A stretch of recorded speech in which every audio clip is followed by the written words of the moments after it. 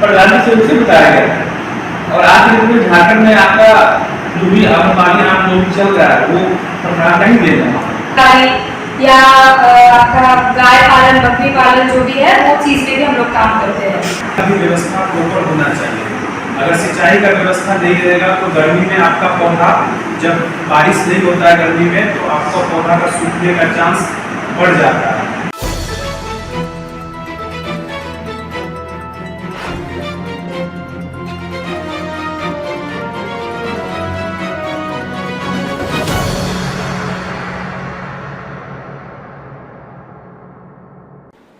नमस्कार, स्वागत है आपका बेगूसराय न्यूज़ प्लेटफॉर्म में।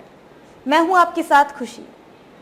आइए नजर डालते हैं आज की बड़ी खबर पर। किसानों को बागवानी एवं आजीविका मॉडल समझाने हेतु प्रशिक्षण। तेघड़ा प्रखंड के मनरेगा कार्यालय में मनरेगा अंतर्गत प्रखंड स्तर पर किसानों को बागवानी एवं आजीविका मॉडल समझाने हेतु प्रदान संस्था द्वारा प्रशिक्षण आयोजित किया गया। कार्यक्रम की अध्यक्षता प्रदान संस्था के SMS कृष्ण मोहन ने किया। वही कार्यक्रम का संचालन पूर्वी विश्वास ने किया। कार्यक्रम को संबोधित करते हुए कृष्ण मोहन ने कहा, इस प्रशिक्षण का उद्देश्य गांव स्तर पर किसानों को बागवानी से होने वाले लाभ तथा भविष्य के लिए एक सतत जीविकोपार्जन के अवसर के रूप में समझ पाए। बागवानी का महत्व बताते हुए उन्होंने कहा, बागवानी वाले वृक्ष का बागान स्थापित करने का सोच उन किसानों के लिए सर्वोत्तम होता है जिनके पास अपनी जमीन का रखाव ज्यादा है, ताकि अनाज के साथ साथ उनका फल एवं लकड़ी प्राप्त होती रहे। आमतौर पर किसान बागान से आमदनी को पेंशन के रूप में देखते हैं। नया बागान स्थापित करने की सोच पर्यावरण को संतुलित बनाए रखने में अहम भूमिका निभाता है। आजकल नया बागान स्थापित करने में लकड़ी वाले वृक्ष सागवान, महोगनी, गम्हार एवं फलदार वृक्ष आम, लीची, अमरूद एवं नींबू लगाने का सोच ज्यादा स्वीकार किया जा रहा है। सघन बागवानी स्थापित हेतु प्रशिक्षण में इन मुख्य बिंदुओं पर चर्चा की गई, जिसमें बागवानी का महत्व, लागत, आमदनी, भूमि स्थल का चयन, जमीन लेआउट, गड्ढा खुदाई एवं गड्ढा भराई, गुणवत्तापूर्ण पौधे का चुनाव, खरीफ फसल का प्रबंध, बागवानी में अंतर फसल को उगाना। कार्यक्रम में उपस्थित प्रदान संस्था के अभिनव कुमार, सत्य प्रकाश, अनिल कुमार, हक दर्शक संस्था के आदर्श, प्रदुमन महतो सहित प्रखंड क्षेत्र के किसान मौजूद थे। आपको टिम्बर प्लांट आपको मिलेगा, जिसमें महोगनी, सागवान और एमसॉल का पौधा मिलता है, और 50 पौधा जो है सो आपका फलदार वृक्ष का मिलेगा, जिसमें से आपको आम, लीची, अमरूद, नींबू, इस सारे में से कोई एक पौधा आपको चुनना पड़ेगा। टोटल आप इधर में से 200 के लिए गेवियन मिलता है, ठीक है, वो गेवियन भी आपको प्रोवाइड होगा, और एक चापाकल भी आपको दिया जाता है, जो कि मैंने पटवन करने के लिए पौधा में। और दूसरा, आपको बागवानी को मेंटेनेंस करने के लिए आपको 1960 रुपये आपको पर मंथ 4 साल के लिए वो लाभुक को मिलता है किसान को, जिससे किसान उस बागवानी को मेंटेन कर सके। 4 साल के लिए होना चाहिए, लंबे समय तक, और प्लेन भूमि का हम लोग चुनाव करेंगे। पहले तो था कि मैंने किसान का जो भी कोई जमीन से कोई लाभ नहीं होता था उस पर प्लांटेशन बागवानी लगा रहा था, लेकिन अब है क्या कि ऐसा भूमि का चुनाव करना है जिसपे आप कभी पानी ना लगे और उपजाऊ जमीन होना चाहिए। बागवानी के लिए वो आपके घर से, गांव से नजदीक होना चाहिए। मान लीजिए आप घर से दूर चुने कोई गया, उजाड़ दिया, या कोई गाय भैंस कुछ भी उसको पूरा नष्ट कर दिया, तब तो फिर बेकार हो गया ना। अभी व्यवस्था प्रॉपर होना चाहिए। अगर सिंचाई का व्यवस्था नहीं रहेगा तो गर्मी में आपका पौधा, जब बारिश नहीं होता है गर्मी में, तो आपका पौधा का सूखने का चांस बढ़ जाता है। गर्मी के समय में हम लोग पौधा में सप्ताह में 2 बार पानी देते हैं, 2 से 3 दिन के अंतराल पे। वो निर्भर करता है कि नमी कितना है जमीन का। आप किसी भी तरह का जैसे जमीन के ऊपर से बिजली का तार हो गया, हाई टेंशन तार जो जाता है वो नहीं होना चाहिए, और छायादार नहीं होना चाहिए। ये सब चीज़ का जमीन का जब हम लोग चुनाव करेंगे तो इस चीज़ का ध्यान रखेंगे। आप लोग उसको कैसे लगाइएगा, किन्हीं को कोई है मतलब कैसे लगाना चाहिए, उनको जिस जमीन पे लगाना रहता है ना उस जमीन का हम लोग पहले लेआउट करते हैं। लेआउट करने का मतलब जमीन स्क्वायर में है या नहीं। किन्हीं का जमीन देखिएगा बोलते हैं ना भाषा में बदखोलियाँ जमीन, और लेआउट का मतलब है कि पौधा एकदम एक प्रॉपर डिस्टेंस, पौधे से पौधे के बीच की जो दूरी होती है वो बराबर होनी चाहिए। ये नहीं कि हम शुरू में 2 फीट रखे, आगे जाके जमीन छोटा है तो उसको कम हो।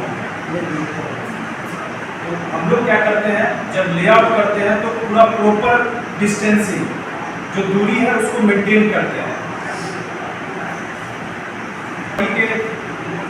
फरवरी माह में ही हम लोग गड्ढा करके और गड्ढे को 1 मंथ के लिए छोड़ देते हैं। अब गड्ढा कितना बाय कितना का करेंगे उस पर हम लोग बात करते हैं। जो पहला पौधा लगाएंगे, जो रो लगाएंगे, जो जमीन का जो मेड़ होता है उससे 3 फीट छोड़ करके हम लोग वाला जो पौधा है उसके लिए हम लोग गड्ढा करेंगे। 3 फीट बाय 3 फीट का गड्ढा करते हैं मेड़ से छोड़ करके। अगर मान लीजिए ये मेड़ हो गया ना, इससे हम लोग 3 फीट छोड़ करके हम लोग 3 फीट बाय 3 फीट का गड्ढा करेंगे। और उसका जो गड्ढा से गड्ढा का दूरी रहेगा, पहले गड्ढा से दूसरे गड्ढा का जो दूरी रहेगा वो 14 फीट रहेगा, 13 फीट रहेगा और 4 मीटर रहेगा। वो आम्रपाली आम के लिए ले आओ। और उसमें भी हम कई एरिया हमारे चुनाया है। प्रधान का जो एक्सपीरियंस रहा है झारखंड में हमारा सरकार के साथ भी काम था और प्लांटेशन को लेकर के वहाँ पे एक CFT प्रोजेक्ट था जो कि मनरेगा से टाइप था।